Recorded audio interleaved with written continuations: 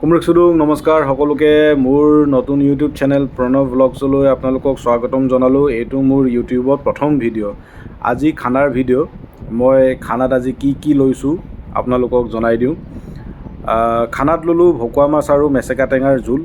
যিহেতু গৰম পৰিছে গুৱাহাটীত, সেইটো কাৰণে টেঙা খালে স্বাস্থ্যৰ কাৰণে ভাল বুলি আজি লোৱা হ'ল। আৰু লগতে মচন্দৰীটো জানেই আপোনালোকে কিমান ঔষধি গুণযুক্ত।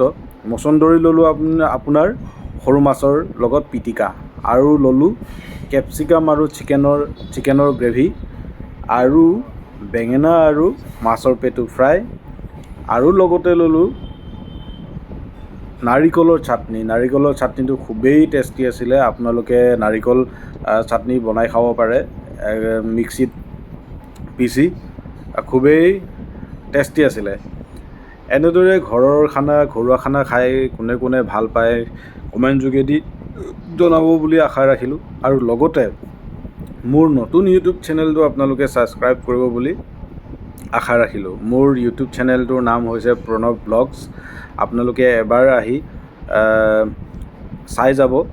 ভিডিঅ'সমূহ আপোনালোকে চাব, ভাল লাগিলে কমেণ্ট কৰি দিব।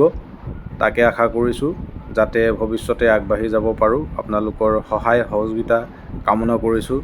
দিনটো যেন ভালে যায়, তাৰে কুশলে আজিলৈ বাই বাই।